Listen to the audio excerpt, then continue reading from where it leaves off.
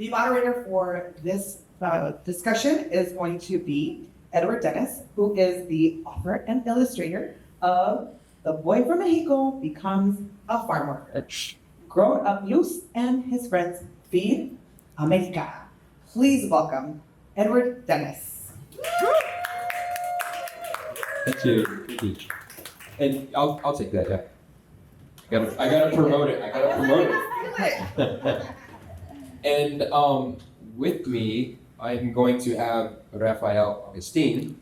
He is an author. You probably know who he is. He's been all over social media since his book came out. And I'm gonna let him introduce himself. Yeah, I'll introduce myself. Thank you all so much for being here. I'm so excited because I've been looking for my car key for fucking 2 weeks. This jacket this whole time. So I'm very excited. Yeah. My name is Rafael Agustin. I am a book author. I wrote this book, Legally Yours, which I think a lot of folks here were gifted in their gift bags. I'm a TV writer mostly. I wrote for the show called Jane the Virgin. I've sold several TV shows. I'm a recovering CEO. I used to run the Latino Film Institute for Edward James Olmos. We oversaw the Los Angeles Latino International Film Festival, the Youth Cinema Project in Latinx animation. And I actually met him a few years ago. That's how I know him. So one of my dreams, not only children's books, is but to do an animated series. So when I was invited to Madrid, I shamelessly Googled, like, who should I, when I go there, who should I meet? And your name came up top as your CEO. So as soon as I got in the Nickelodeon happy hour, I saw him, and I was like, so that was the first time I met him, and this book hadn't came out yet. And I didn't know, And your book was about to. Yes, my first book was about to come out. So I was kind of like, we're newbies at this, and we still are. I mean, we're learning. And I think that's that's going in and out. But I think that's one of the things about authorship is you're always learning. And we're going to talk about that a little bit because my second book, The Learning She Was Just Showing, comes out October 29th. And my third one comes out next year. And I'm still learning. It's not one of those things where, you're done with it. I'm sure you look at your book and you're like, I could get this. Well, the second one comes around, talk about that too. So my question, Rafa, to you, the first one is going to be, coming from a children's book author, my books are very short, very diverse. What mindset were you in? And did you have to, you're writing TV, you're writing scripts. That's a little different than writing a gigantic book. So what was your process like? It was actually tough for me because when I turned in my first manuscript, 9 months of blood, sweat, and tears, I gave birth to this manuscript. And my editor was like, yeah, good try. We're going back to page 1. I was like, no. And it's because I'm a trained TV writer. We're so economical in our descriptions and everything is dialogue. But she was like, no, this is a book. You actually live in this moment. You have to share with the audience what you're feeling and where you're going. I was like, I can't just book cut to go to the next page. She's like, no, you can't do that. So that was the honest way. How long was that process?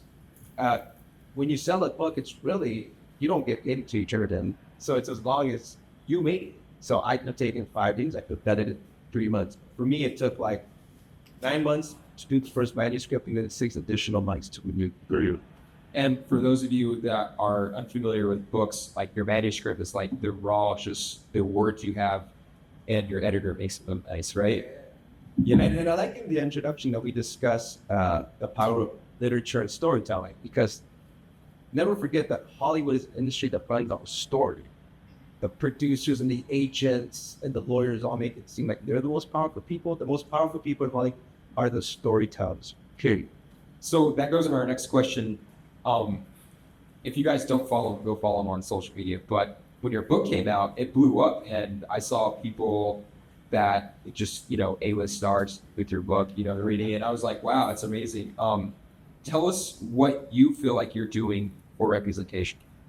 Well, first of all, if you follow me for the Abuelita content, because I live with my 99-year-old grandmother, and I live to just put it out on my social media.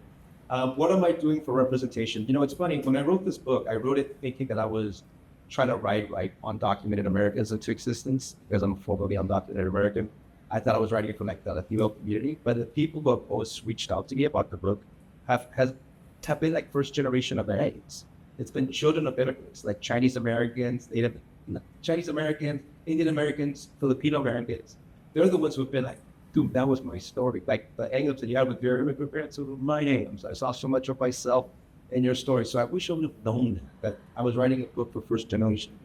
No, and that's interesting you say that because, we plan on our book having this mission, this goal, and that when it gets out to the world, everyone else gets a hold of it. And I can relate to that. My books sell really well in Australia. And for a long time, I didn't know why. I'm like, is there Mexicans in Australia? But it turns out that everyone coming into Australia is an immigrant. So they want to read about immigration and teach their kids. Yeah, so it's interesting.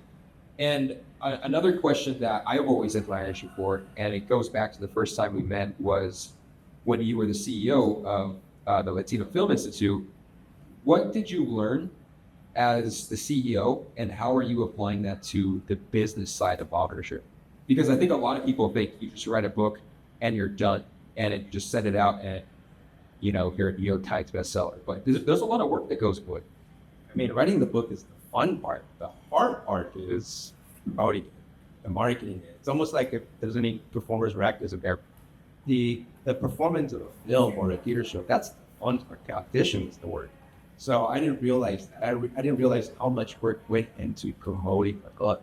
I wish I would have known that. Like, I've sold enough books. It's done very well. And I've sold enough books to make sure that I could be a bestseller. But the publishing world is kind of like the Hollywood box office. It has to happen that first week. I didn't know any of that. I was like, oh my God, I should have done all the pre-sales and like done all that. But you live anyway. I love that. And living and learning, tell us about what you want to do for your second book. Because last time I met you, I think it was last year, I believe, or actually it might have been earlier this year, I asked you, I said, hey, are you doing a second book? And you said, my publisher wants one, and you're figuring that out right now. So where are you right now? My publisher wants one, I'm sure it beats it. Honestly, I know what I'm going to write about because I fulfilled my dream as an immigrant boy, as a child, to find my mother. So I found my mom a house, and then I was paying for my bachelor pad, and so we're like, oh, that's too much.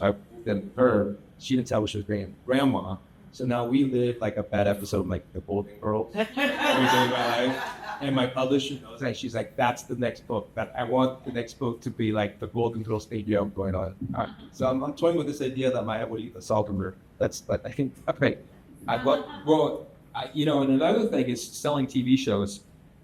I know when I read your book and I picked it up, I said, well, he's doing this, this is for a living, TV shows.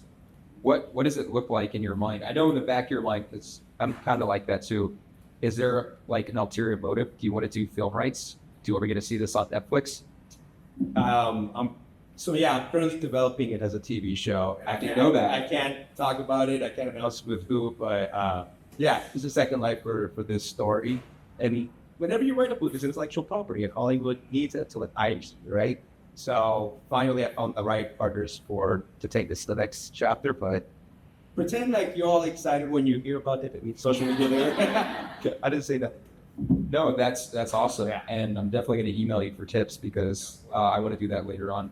Wow, I'm not shocked, but I'm actually shocked. It's so cool. Congratulations! It's such a big deal to like get a book and then turn it into like a series. So that's awesome. I feel like I have a life hack because I'm a TV writer. So usually like you have to find someone that networks approved to develop your work, but I've already networked approved. So that was just what I was moving back here. Yeah, that's amazing. My last question for you is where, I know this is your first book, you want to do more, you're in film, TV.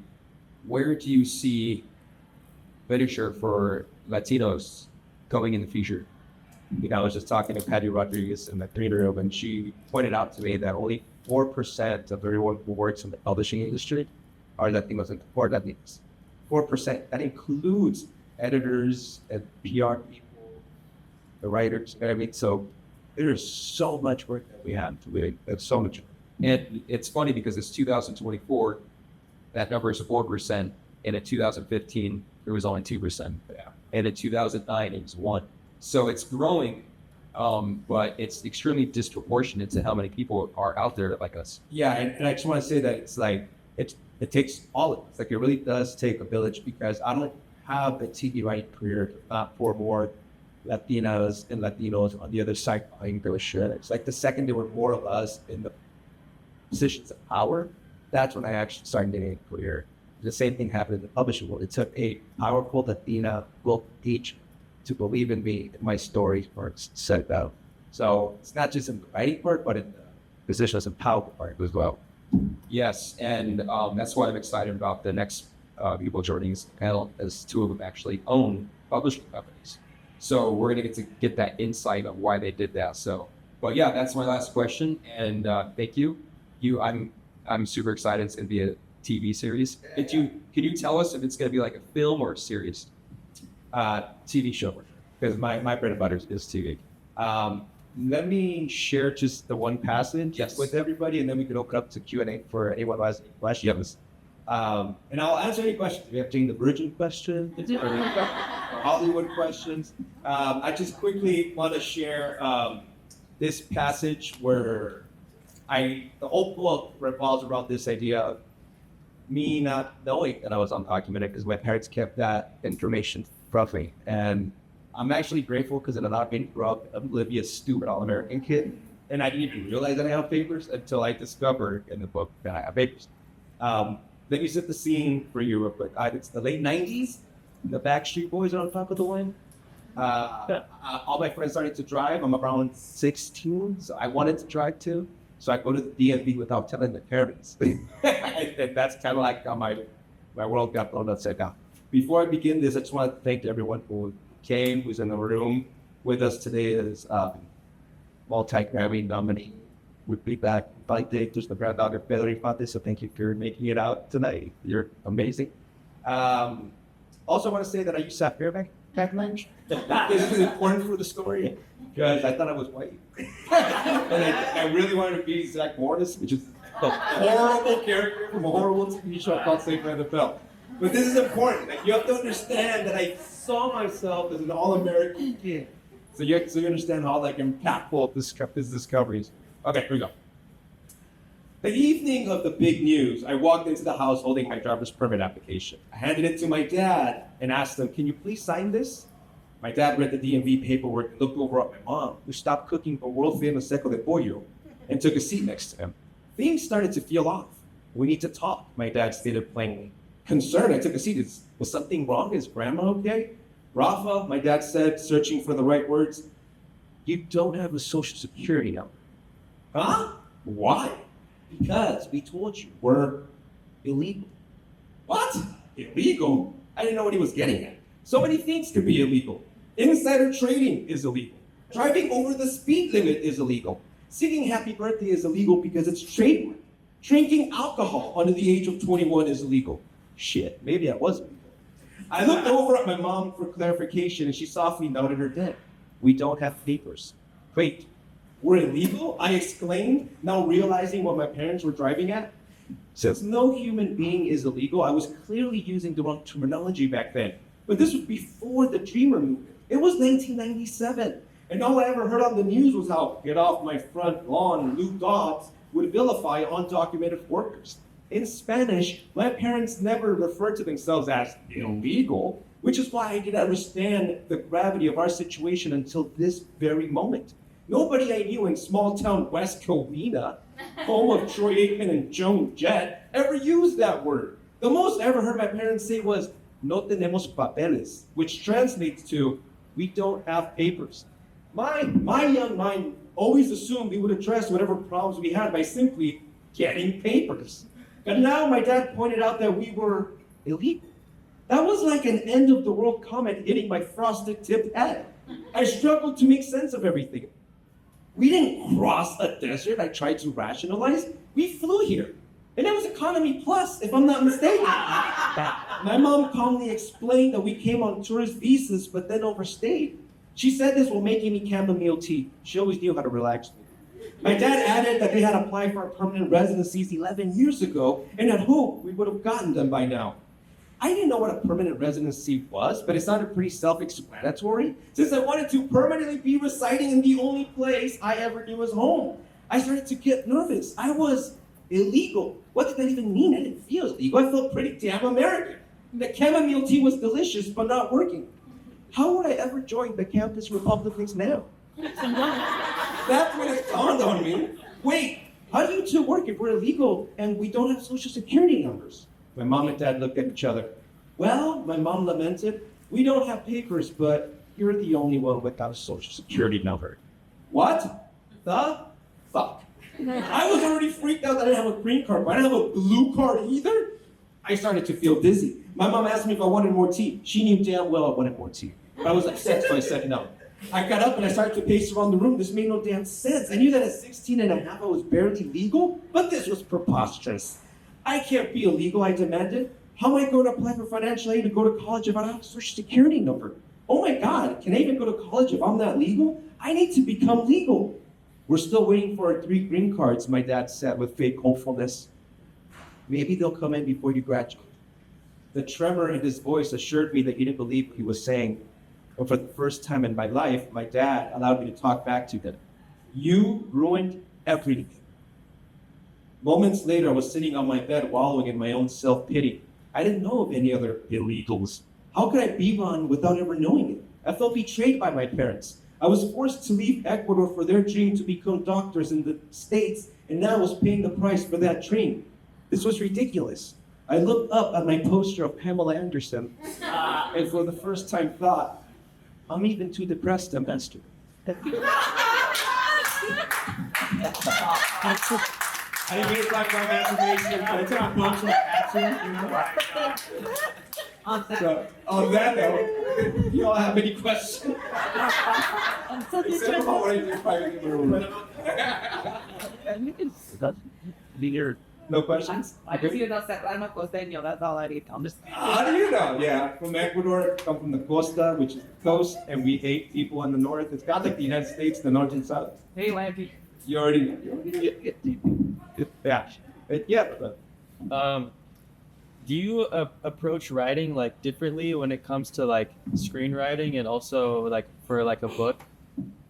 Yes, but funny enough, like when I wrote this, I had read a lot of phenomenal memoirs about the undocumented experience, but they were so kind of sad. And I was formerly undocumented. I was like, I can't even read this. It's so far traumatizing and triggering. So I knew that I wanted to tell it with a lot of humor and heart because I feel that you can tackle almost anything at competent. Like I really do.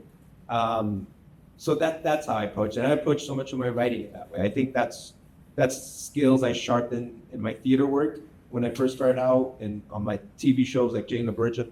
I like to play with genre in particular and bending them. Like what I've discovered as a writer that if you really, really want to make someone laugh, tell like a serious story that you flip out. Vice versa, when you want to make someone cry, you tell a great joke and then hit them with something serious. So that's kind of how I approach most of my writing. Yeah, thank you. I have a question for you. You're not just writing a show. When you're writing your book, was it hard to write personal things that you might have been embarrassed about when you were younger?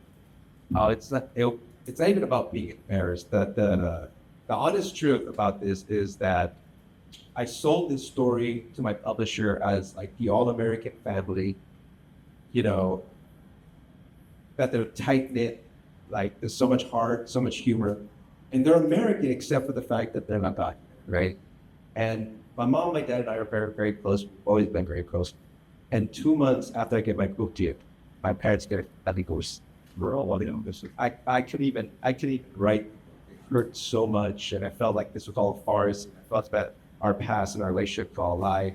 Then my book agent was like, "Okay, are you going to return the advance?" And I was like, "I'm not going to do that." So back to your question about how do you approach writing. I wrote the last chapter first because it was the last chapter that gave me the permission to write my story. Because I realized that these are my memories and I had to protect my memories from everybody, including friends. And that allowed me to go back and tell that story with so much joy and love. I didn't pass judgment on either of my parents. And if the greatest compliment I ever get is how beautifully I wrote both my parents, knowing how much like getting paid about some of their actions today. Wow, that's powerful. Well, we have another question. Yes. Having said that, you're in the middle of discovery while dealing with your parents' divorce, now you're an adult. How did it feel though to write such personal things did you go to your parents and tell them, look, I have this idea for this book. Did I write, some personal things there? What was your approach to telling them? Actually, the hardest thing during this, by the way, I think everyone should write a memoir. And I think everyone has like more than one memoir in them. Even if you're not a writer, even if you don't intend to publish it, you need to write this because in education, with my work with Dr. James Olmos, I discovered that for students, the majority of learning happens in reflection. And this memoir allowed me to reflect on my life unlike I've ever done before. And I felt like it allowed me to learn the lessons of things I didn't even realize I was supposed to learn. The hardest thing was probably realizing that the building blocks of my character, who I am, were lies.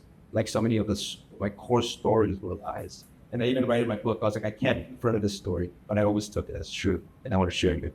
Wow. And that was truly, truly the hardest thing. But when I finished the memoir, I think I had about 20 to 25 people in my life that I mentioned in the book. And I was told not to do this, but I felt like I had to. So I shared the chapters that they were in so that they can, at the very least, approve them. You know what I mean? I didn't want to share any chapter about anybody without them going like, I agree with that. And out of all those 25, only one of them came back to me and said, please don't add that in the result, because I'm not ready to share that. It is one of my closest friends who came out as gay to me a while back. And I wrote a chapter about how I found so much strength in him coming out of the closet and me being able to come out of like shadows to share my story, to being undocumented with people. Like he wasn't ready to talk on it, like, so I got to respect that. So I pulled it. Yeah.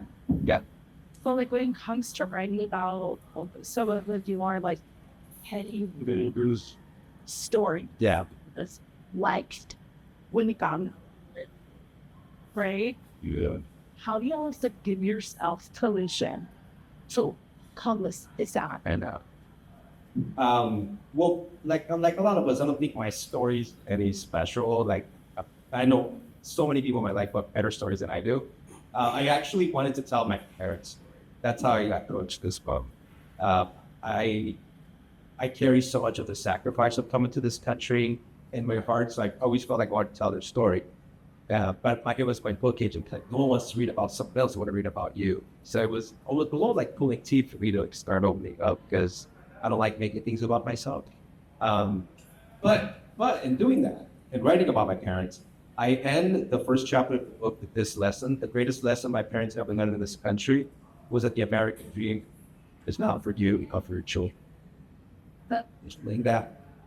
That's a good emotion. But that hit me very hard because I realized that I've been dealing with a lot of pressure in my life of needing to be perfect because so much of been sacrifice to come to this country.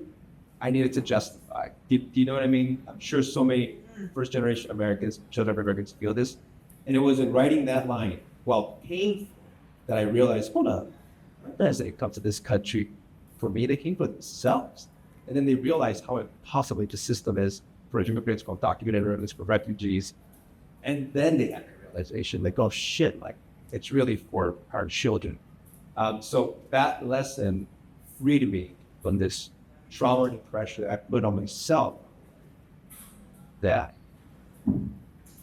damn, I don't want to get too deep. It's a comedy, sorry. Yeah. Any other questions? Yeah, brother.